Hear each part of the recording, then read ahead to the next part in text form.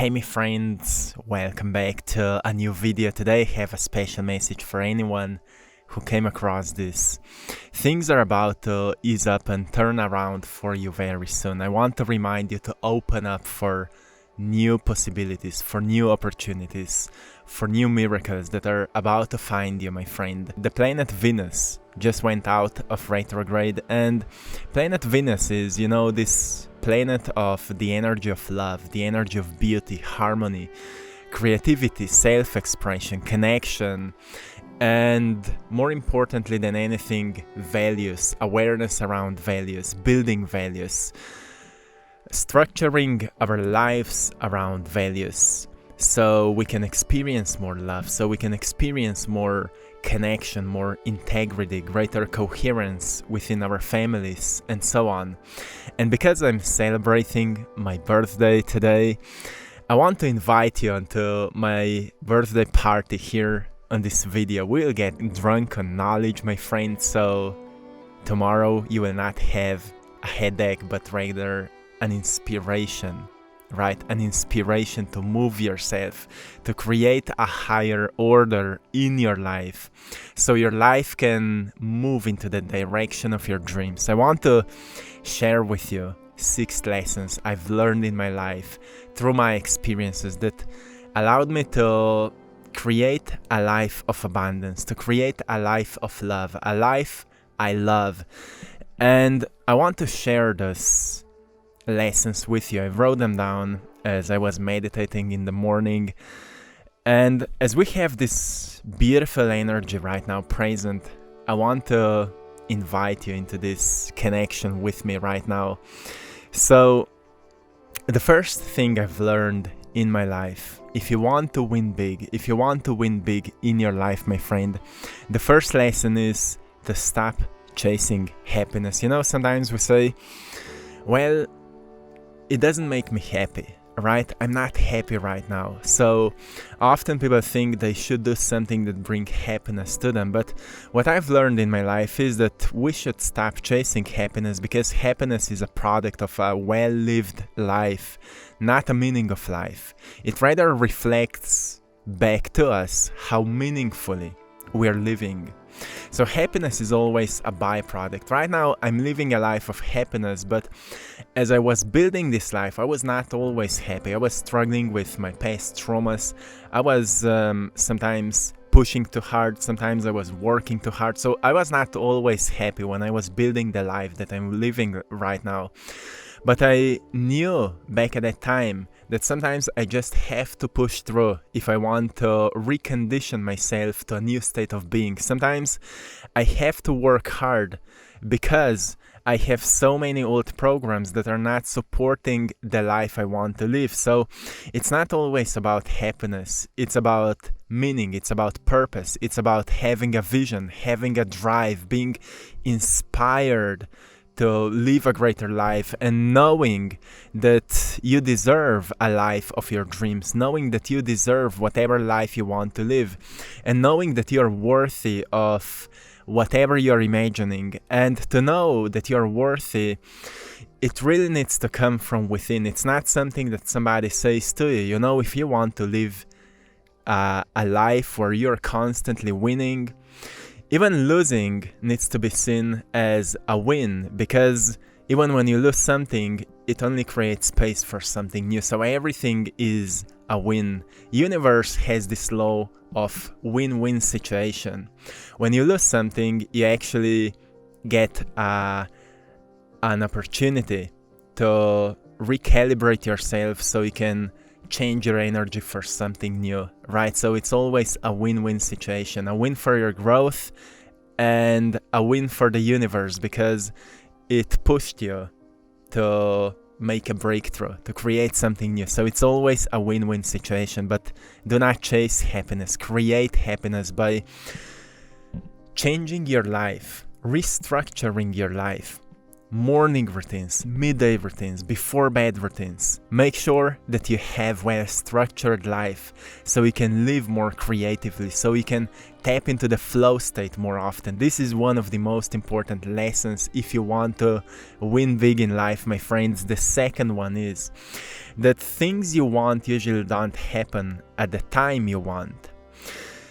And often disappointment of not getting it kills your enthusiastic spirit, and that prevents you from building a great life. So rather focus on building skills, knowledge, and experience, because with great skills come great creations and eventually results. With great knowledge come answers and eventually realizations. And with great experience or experiences come great wisdom that will stay forever printed in your soul. And as African proverb says, however long the night, the dawn will break. And that is a great reminder. Often people wait that their lives will change, only because they're not focusing on what can actually they learn during this phase of preparation, right? During this phase when things are not working out. What kind of skills could you actually embody? When I was learning to paint, I've started out of nothing. At the time I've started painting, I've opened my company with an intention that I will sell my art. So I've opened my company at the time when I actually had almost no paintings, and at the same time I was actually learning to paint, but I had that vision that through my paintings I can change the world. With my paintings I can actually inspire millions of people all around the world to live greater lives. So because of that vision I had a drive, because of that vision I had inspiration to move on, right? So it's not about waiting the results, it's about creating the results by building the skill, right? And if we have a great vision for the future, we'll have a drive to keep learning, to keep upgrading our skills. You're skillful at something. You're talented at something, you're gifted at something, but you have to recognize what it is so you can start learning more about what kind of possibilities exists if you just put a bit more work into that whatever thing. So focus on building skills, focus on building knowledge, acknowledge yourself with possibilities. We are living in incredible times where so much is possible for all of us, and get yourself into new experiences. Keep exposing yourself to new people, to new events, to new whatever, whatever you're doing, keep exposing yourself. Sometimes people write me, hey, I would love to expose myself, but I'm afraid that maybe I will get drained out, maybe the energy there will be really dark, Those are fears, and your fears, the purpose of your fears is to block you so you would not step outside of the comfort zone. So you have to know yourself to such a degree that you recognize that your fears do not belong into your future. So if you want to expand your life, you have to expand your experiences. And your fears want to prevent you from expanding your experiences because it's much more comfortable to be in the comfort. So learn to do it anyway.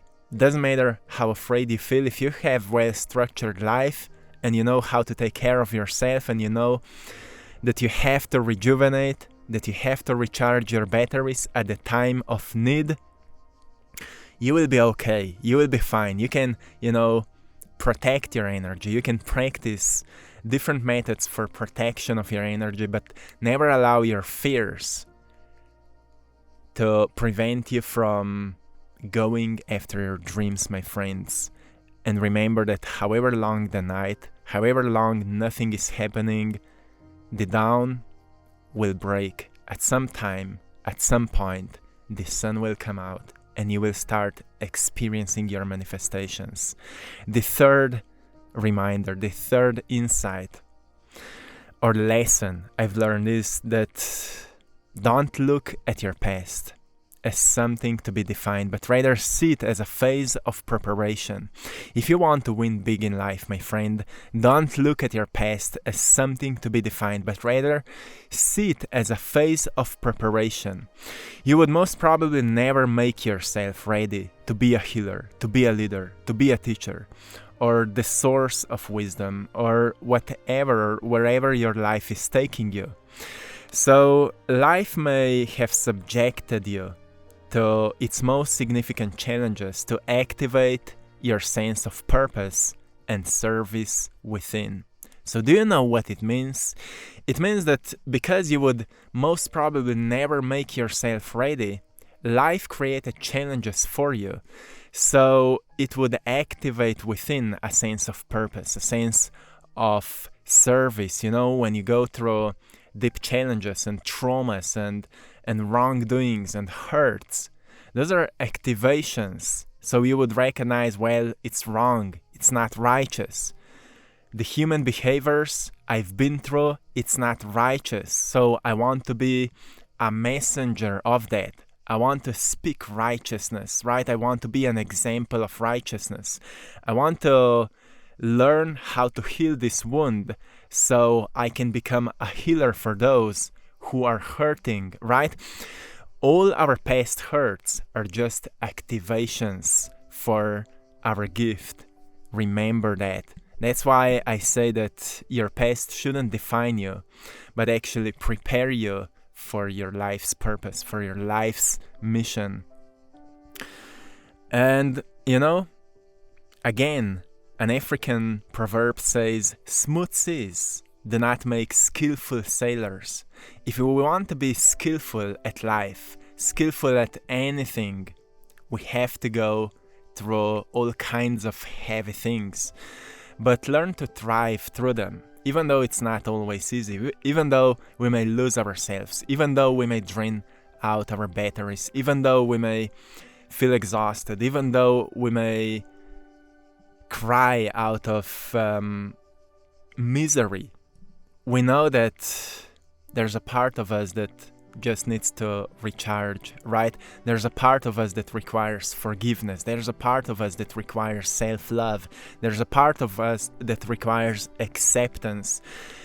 And more than anything, we have to learn to tap into that part of us so we can recognize that we are in the phase of preparation. So remind yourself, if you want to win big in life, you have to look at your past as a phase of preparation, and you have to recognize into what kind of version of yourself your life is waking you up to, right? Recognize that, and your traumas will most probably navigate you to answers. Because I was raised up in a family that was really emotionally close. We were not hugging each other. We were not expressing to one another how we feel or what to do with what we feel. So for my whole childhood and even later in life, I never knew how to overcome my shame. I never knew how to, how to express myself. Until I've recognized, well, maybe it's a lesson for me to learn by myself how to express my emotions, how to honor myself, how to actually respect myself to such a degree that I will learn to express all kinds of states I am in, right? And I became quite good at it, so I became a messenger of all of that. And that's where I've recognized, well, maybe I'm the one who's healing the wounds in my family tree, so the path can become easier, or maybe just more acknowledging for those who will walk after me. And that is something truly beautiful that activates within all of us once we recognize that our past is not something to be defined by, but rather a phase of preparation. The fourth insight is that being a better person, right? Sometimes I say to you, don't look at your past as something to be defined by, but actually look at it as being inspired by it to be better. To be better doesn't mean to have more and to prove them wrong. Sometimes people say, I will prove them wrong out of anger or out of whatever. I will prove them wrong, right? But being better doesn't mean to have more, to prove them wrong. It means to be more virtuous, more joyful, healthier, and more peaceful. And that requires constant reflection on your triggers, on questioning your beliefs, and redesigning your vision for the future so you stay inspired to move forward in life rather than staying lost in reminiscence, right? To be better doesn't mean that you have to, that you are not enough, that you are broken right now. To be better just means that you acknowledge yourself for who you are and you become a bit more virtuous, right? What is a virtue? Virtue is like a good habit. Virtues are good habits. Ancient philosophers were exploring this part of us. We're all born with natural gifts and talents, but we don't naturally evolve into them. We have to embody certain habits that allow us to live a life of purpose, a life of righteousness, a life of meaning, a life of practical intelligence. We have to train ourselves to live a life like that. And to train ourselves, we have to be virtuous. We have to develop certain habits that will allow us to do so. Right? So to be joyful in life, we have to learn to be joyful. It's not something that happens. It's not something that we manifest. It's something that we develop. Like today, I woke up and I said, well, I will meditate for 1 hour to shift my energy. I will prepare myself for the day. And you know what? After the meditation, I felt more joyful. I was proud of myself. I was grateful that I took time to do the work. And as you prepare yourself for the day, the whole day starts to work more coherently, more synchronicity starts happening, and you recognize, well, I've designed my life to be joyful, right? And when I have work to do, I will do it with joy because I know it's part of my mission, it's part of my purpose. So it doesn't matter at what stage of your evolution you are, you have purpose. And the purpose may not be something big. Sometimes people hope, oh, I wish I would have a connection with my spirit guide so I could channel them. Well, it's not an easy job, my friends. So wherever you are, be joyful about it. Because in whatever kind of version of yourself you're evolving, you have to evolve into that version of yourself with joy. It's not about comparing yourself with others, but comparing yourself with yourself from the past, and know that today's beginner is tomorrow's master. Whatever you're beginning today, you're mastering tomorrow. So keep reminding yourself of the importance of virtuous life, the importance of building a life of health and building a life around your inner peace, and keep searching for possibilities to make it happen, to make it possible. The fifth lesson is that if you don't have a vision for how you want to live your life and who you are becoming, you will most probably become who your environment told you to be. So please be an artist of your own story and make a high quality plan for its initiation. This is something that I'm often reminding you. If you want to win big in life, you firstly have to have a vision of how it looks like. What's a life of winning, right? For me, winning is to wake up inspired, to have beautiful relationships around me, and wherever I go, I can be in gratitude. That is winning for me. And when I'm in those states, I am creative. And when I'm creative, I have great ideas. And when I have great ideas, I can make something out of them. I will find a way. When I'm dealing with challenges, when I was dealing with financial challenges in the past, I tapped into my creative ideas and I found a way. I found solutions to make more streams of income, and so on. When we are dealing with certain health situations, we are surrounded with knowledge. We are surrounded with creative ideas that can help us to improve our lives, but we have to learn to tap into it. So we need to have a vision, Take a piece of paper and write down what is a life of winning for yourself, not what you've been programmed to believe, like millions of dollars and this car and this jewelry and whatever, but truly think about how would it feel like if you would be constantly winning in life, and how would it feel like if you could also look at challenges from a state of gratitude. How much your life would be different if you would feel excited for moving through hard moments, and you would be grateful for even for those who hurt you. You would be able to forgive them. How would it feel if you would have less anger within your heart and more joy for what you can create, more joy for the life you're creating, so you can fall in love with the vision of your future and you can start making that vision possible? How would it feel like, right? And then ask yourself what kind of life you can actually create. What are the things you desire? And how would it feel if you would already have them, so you can feel inspired to make it possible? Maybe no one in your family did it, and because of that you feel it's impossible. But if you surround yourself with books, with knowledge, with those who are already there, through podcasts, through videos, through books, through whatever, you will feel a bit more empowered, and you will recognize, actually, I can do it because I've decided that I can do it. And that is power. So you have to empower yourself with the right tools and with the right knowledge and with the great vision for the future. You have to be driven by a vision rather than be limited by your memories. Be driven by a vision. And the sixth reminder, the sixth lesson that is truly powerful, is I've learned that there are three rules that will keep making breakthroughs in your life. 3 rules that will keep making breakthroughs in your life if you want to win big. The first one is consistency. The second one is improvement. And the third one is forgiveness. Consistency will nurture the seeds. Improvement will help you find new ways to grow. And forgiveness will free you from the bondage of your past hurts. And that is powerful. And I know sometimes we may say, I can't forgive those who hurt me. Or sometimes people say, I have forgiven, but I can't forget. In other words, it means I can't forgive, right?